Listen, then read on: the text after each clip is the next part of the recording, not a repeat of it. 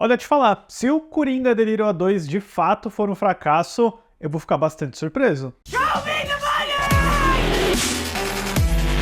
What I call them? Funko Bugs! Olá, fãs da sétima arte, meu nome é Lucas Nascimento e esse é o Lucas Filmes e estamos aqui para mais um vídeo de bilheteria complementar para a gente dar uma olhadinha nos números ajustados desse final de semana nos Estados Unidos, assim como anda a situação no restante do mundo, no Brasil e, antecipar algumas situações que vão se desenrolar. Mas antes eu pedi para você curtir esse vídeo, se inscrever no canal e ativar o sininho para não perder notificação dos próximos vídeos. Bom, vamos lá, pessoal, temos muita coisa para falar no vídeo de hoje, não apenas números ajustados, mas também estreias, previsões e tempestades que podem estar chegando aí nos estúdios da Warner Bros.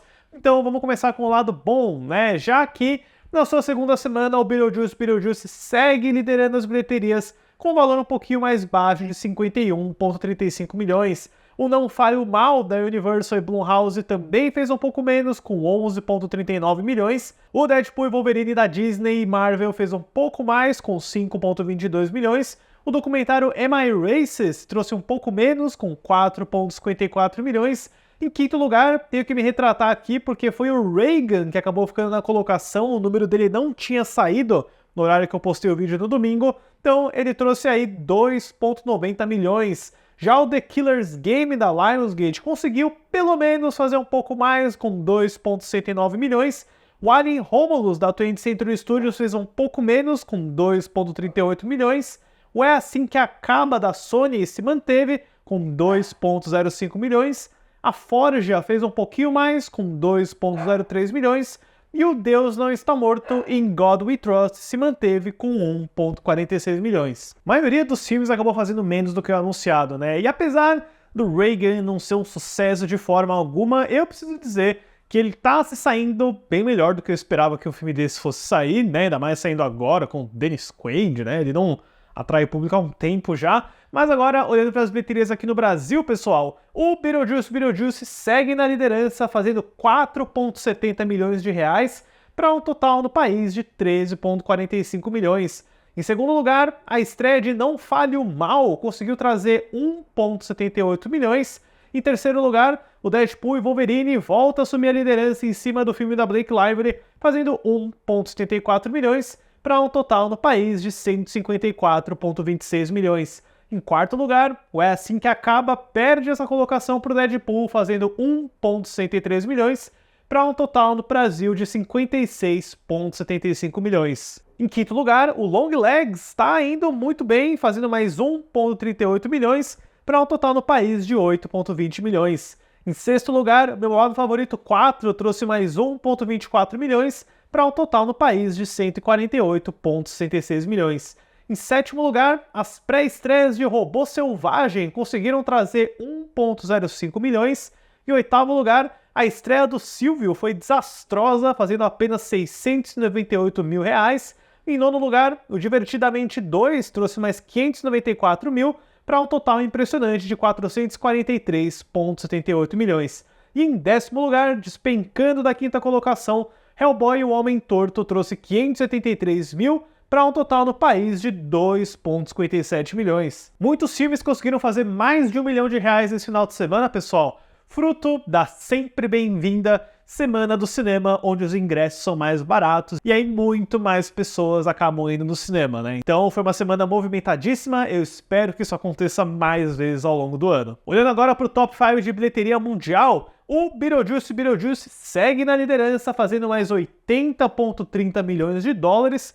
Em segundo lugar, o Não Fale o Mal da Universal e Blumhouse conseguiu a segunda colocação, fazendo 20,82 milhões. Em terceiro lugar, temos o filme da Coreia do Sul, Veteran 2, I, The Executioner, fazendo 15,09 milhões. Em quarto lugar, Deadpool e Wolverine ainda está aí, trazendo mais 10,90 milhões.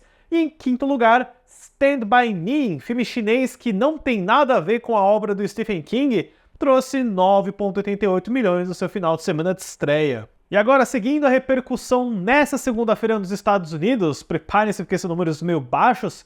Em primeiro lugar, o Beetlejuice trouxe 3 milhões de dólares para um total doméstico de 190,766 milhões. Em segundo lugar, o Não Fale o Mal trouxe mais 945 mil para um total doméstico de 12,342 milhões. Em terceiro lugar, o Am I Racist trouxe 470 mil para um total doméstico de 5,14 milhões. Em quarto lugar, Deadpool e Wolverine trouxe mais 431 mil para um total doméstico de 621,954 milhões. Em quinto lugar, o Reagan trouxe mais 345 mil para um total doméstico de 23,58 milhões. Em sexto lugar, o The Killer's Game da Lionsgate trouxe 267 mil para um total doméstico de 2,96 milhões. Em sétimo lugar, o God's Not Dead in God We Trust trouxe mais 218 mil para um total doméstico de 2,08 milhões. Em oitavo lugar, É Assim Que Acaba trouxe 215 mil para um total doméstico de 145,121 milhões. Em nono lugar, A Forja, também da Sony Pictures, trouxe 210 mil para um total doméstico de 24,343 milhões.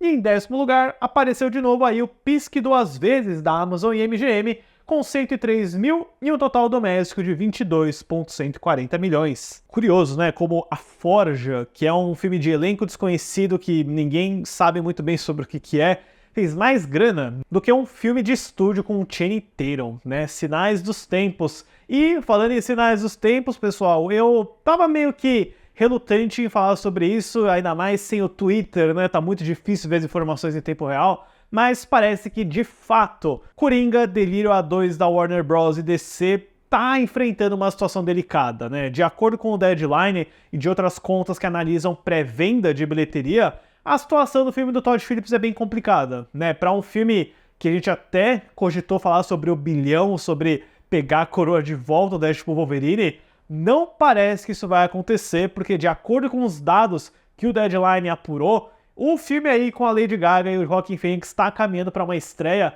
na casa de 70 milhões de dólares, né? Isso seria quase 30 milhões de dólares a menos do que o primeiro Coringa de 2019, que abriu com 96 milhões. Isso se dá por alguns motivos, né? Eu acho que principalmente o fato de ser um musical, né?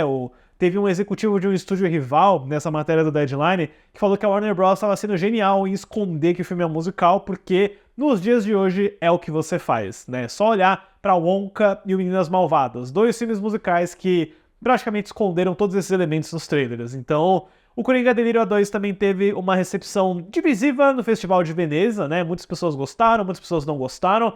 Mas pra mim é a mesma recepção que ele teve em 2019 em Veneza, apesar de ele ter ganhado o prêmio principal, né, o Leão de Ouro, muitas pessoas também não gostaram, né, saiu com a mesma nota Mequetrefe no Rotten Tomatoes, né, pra quem liga pra Rotten Tomatoes. Então, é curioso, pessoal, eu acho que o Coringa Delírio A2, não vou dizer que vai ser um flop, que vai ser um fracasso, tudo pode mudar, mas não tá parecendo ser aquele fenômeno gigantesco que a gente imaginava. Mas eu também lembro a vocês que essas previsões de bilheteria muitas vezes erram, né? Mas eu trago um exemplo negativo, porque essas previsões também apostavam que o The Flash faria 70 milhões de dólares e ele fez, tipo, metade disso. Mas veremos, né? Deixem nos comentários depois, pessoal, se vocês acham que Coringa Delírio A2 vai ser um sucesso ou vai ser mais uma amarga decepção para a marca da DC, que só deve voltar, talvez, quando o James Gunn trouxer o seu universo à tona. E olha, pessoal, nesse final de semana nas bilheterias americanas a gente promete ter umas brigas interessantes, né, pelo primeiro lugar.